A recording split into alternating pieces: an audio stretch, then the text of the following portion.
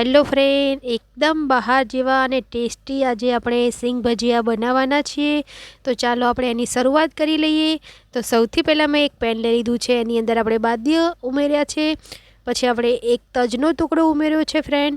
પછી આપણે લવિંગ અને મરિયા ઉમેર્યા છે. મરિયા 10થી 12 લીધા છે અને 4થી 5 મેં લવિંગ લઈ લીધા છે. અને એને આપણે ધીમા તાપે ગેસની ઉપર શેકાવા દેવાના છે.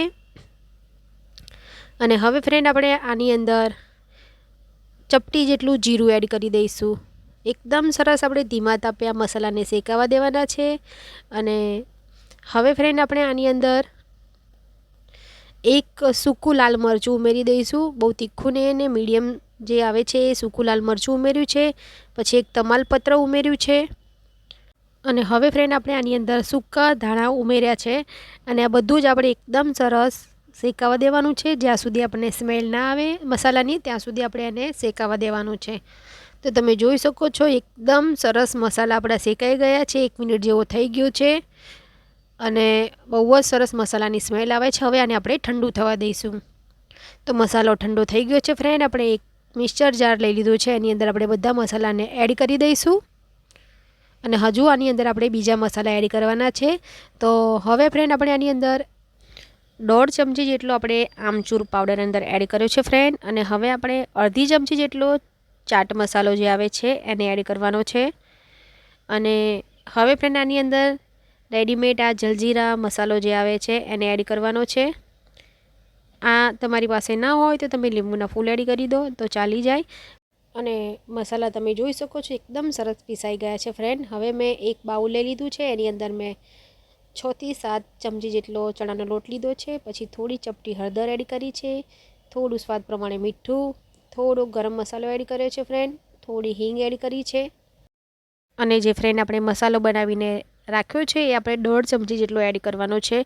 આનો બહુ જ સરસ ટેસ્ટ આવે છે, એટલે તમારે આ જરૂરથી એડ કરવાનો. આની અંદર તમારે જો વધુ એડ કરવું હોય તો તમે અંદર થોડો ચપટી મેગી મસાલો પણ એડ કરી શકો છો. એનો પણ ટેસ્ટ બહુ સરસ આવે છે. તો આપણું આ મિક્સ કરી લીધું છે. હવે આપણે આની અંદર જરૂર પડે એ પ્રમાણે પાણી એડ કરતું જવાનું. ને એકદમ પતલું બેટર રેડી કરવાનું છે ફ્રેન્ડ, જાડું બેટર નથી કરવાનું. જો તમારે બહાર જેવા જ બનાવવાના છીએ આપણે આજે, તો એના માટે આપણે સૌથી પહેલાં એકદમ પતલું બેટર બનાવીને રેડી કરવાનું છે. જો તમે જાડું બેટર બનાવીને રેડી કરશો તો તમારા બહાર જેવા નહીં બને. એટલે તમે જોઈ શકો છો મેં હાથેથી આવી રીતે મિક્સ કરી લીધું છે. અને તમને હું બતાવી દઉં એટલું પતલું આપણે બેટર બનાવીને રેડી કરવાનું છે. જો તમે જોઈ શકો છો આવી રીતે ધાર પડે એવી રીતનું બેટર તમારે રેડી કરવાનું છે. તો જ આપણે એકદમ પતલું બેટર હશે તો એકદમ પતલું લેયર થશે. બહાર તમે જે સિંગ ભજીયા ખાતા હો છો એની ઉપર એકદમ પતલું સરસ લેયર હોય છે.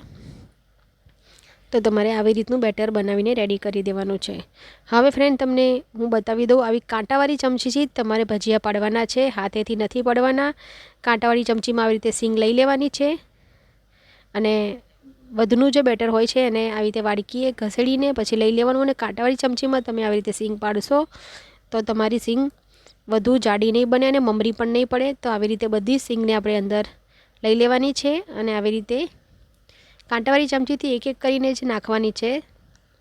તમે ચમચીમાં એકસાથે 2 સિંગ લઈને બીજા હાથેથી તમે સિંગને પાડી શકો છો. એ પણ તમે ફટાફટ પાડીને રેડી કરશો. પણ તમારે હાથેથી નથી પાડવાની ફ્રેન્ડ, તમારે આવી રીતે ચમચીથી જ પાડવાની છે. તો જ એકદમ સરસ બનશે. જો તમે હાથેથી પાડવા જશો તો જાડી બની જશે અને મમરી બહુ પડશે. એટલે આપણે આવી રીતે ચમચીથી કાંટાવાળી ચમચીથી જ પાડવાની છે. એટલે કાંટાવાળી ચમચીમાં શું બેટર તમારું વધનું હોય એ નીચે પડી જાય અને સિંગ જ રહે કોટિંગ થયેલી.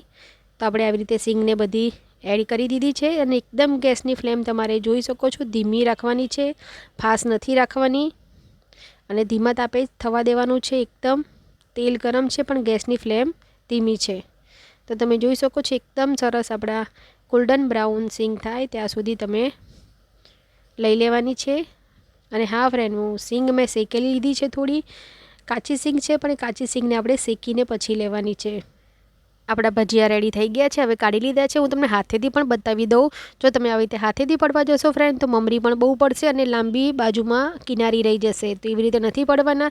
જો તમે ચમચીથી નાખશો તો એકદમ સરસ જોઈ શકો છો તમે એવા રાઉન્ડ એકદમ સરસ આપણી સિંગ ભજીયા બનીને રેડી થશે. અને હા ફ્રેન્ડ, ગરમ ગરમ જ ઉપર આપણે જે બનાવીને મસાલો રાખ્યો છે અને એડ કરી દેવાનો છે. ઠંડા નથી થવા દેવાના. જેવા તમે સિંગ ભજીયા કાઢો અને એવી રીતે તરત જ ઉપર આપણે મસાલાને ઉપર એડ કરી દેવાનો છે, જે આપણે મસાલો બનાવીને રાખ્યો છે એ ફ્રેન્ડ. તો તમે જોઈ શકો છો આપણે બધા જ સિંગ ભજીયા આવી રીતે બનાવતા જઈશું અને મસાલો ઉપર એડ કરતા જઈશું. અને આવી રીતે સિંગ ભજીયાને રેડી કરીને રાખી દીધા છે.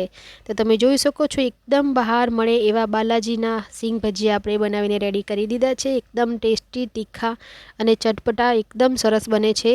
અને હા ફ્રેન્ડ, તમને આ વિડીયો સારો લાગે તો લાઇક, શેર અને સબસ્ક્રાઈબ કરજો અને તમારા ફ્રેન્ડ અને ફેમિલીમાં જરૂરથી શેર કરજો. અને હા ફ્રેન્ડ, તમે જરૂરથી એકવાર ઘરે ટ્રાય કરજો અને તમારા ઘરના અને બાળકોને બધાને જ ભાવશે. અને તમારા ફીડબેક મને કમેન્ટમાં જરૂરથી જણાવજો.